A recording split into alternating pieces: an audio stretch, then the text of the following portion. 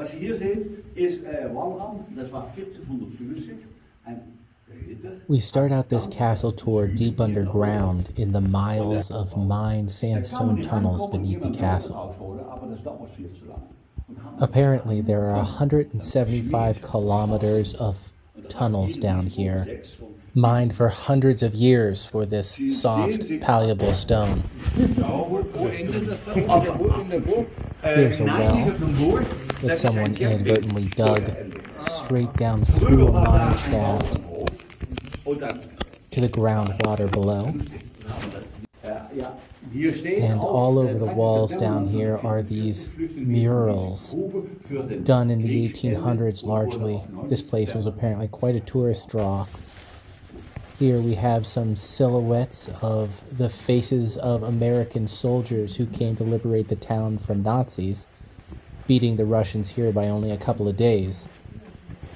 This tour guide was absolutely amazing. A native Dutch speaker who was doing the tour in French, German, and English.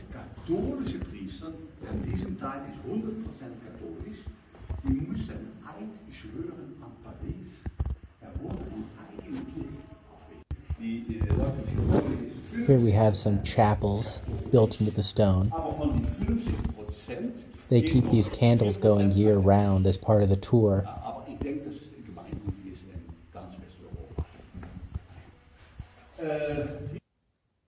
The artwork on these is very intricate. I guess everybody needs a hobby.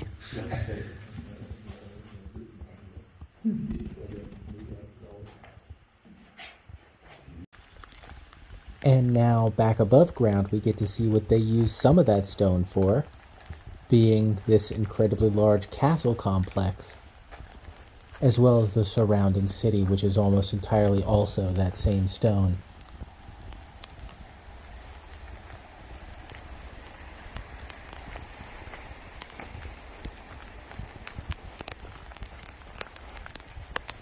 The castle up here is a massive sprawling complex of hundreds of years of expansions from the original peak all the way out to these, which are the latest expansion, the outer walls of the keep.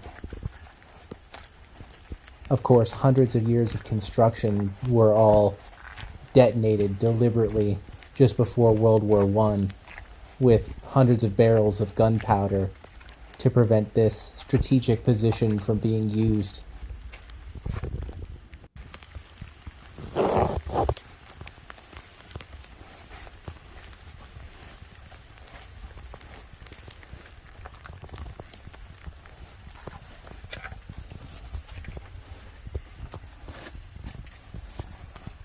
Here we have the bottom chambers of a gate tower.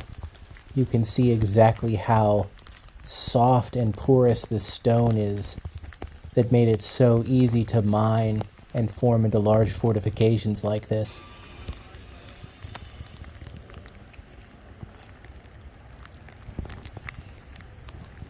Here we're getting closer into the bailey, and of course it's raining still. This was the original sort of box of the castle before the outer expansions were built onto it. I believe they call this the Knight's Hall.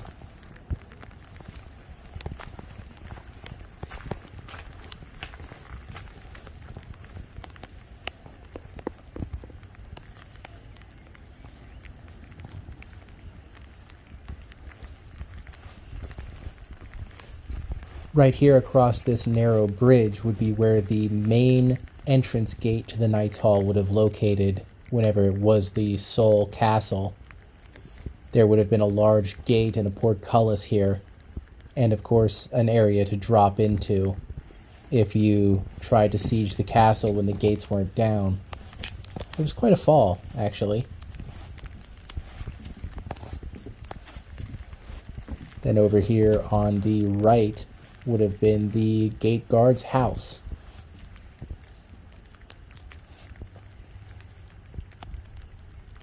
And some drainage tunnels and escape tunnels going down into the sandstone caves we just came out of.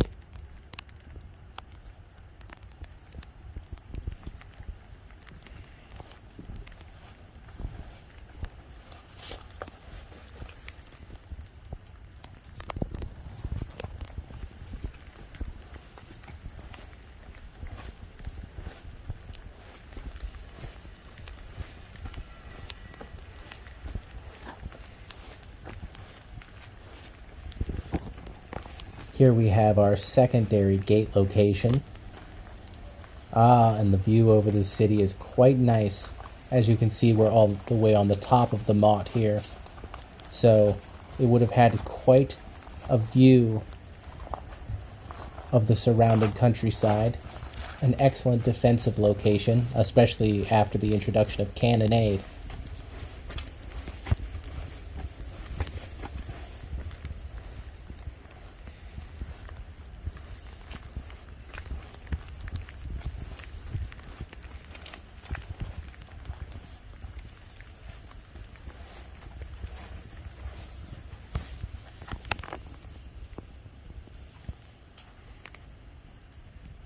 And just to the right of this main door would have been one of the main water collecting cisterns of the castle. And as we head down into this large area here, this would have been the main great hall, or the knight's hall of the castle.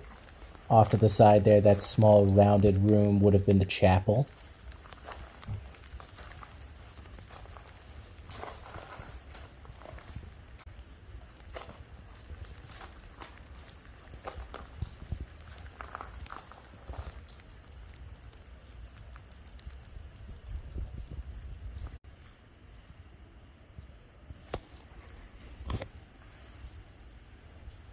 It really is just room after room, wall after wall, tower after tower of this large stone construction. And it's a shame to think this is just what's left over. After 4 or 5 centuries of sieges, they deliberately destroyed the entire thing. And this is just what remains after that.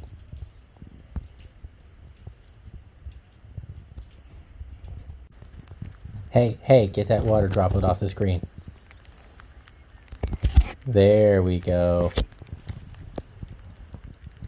It's the real trouble of filming in the rain, don't you know?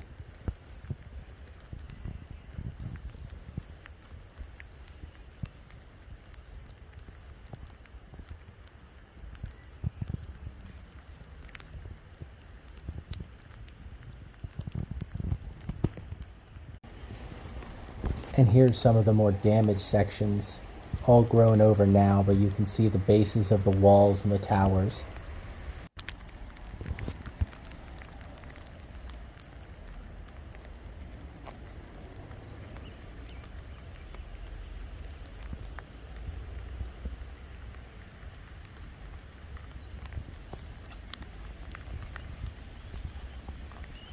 It really is quite large. I hope the sense of grandeur is coming through.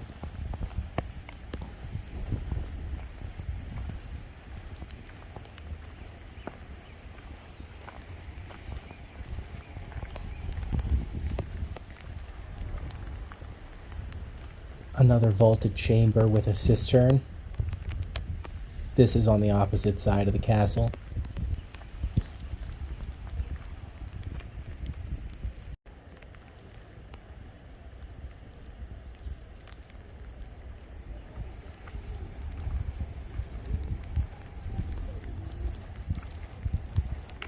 And out here on the edges of these walls, you can see the very newest sections of the castle. The stone is the same kind of stone, it's just much less pitted because it's been mined hundreds of years after the stuff that constructed the original keep.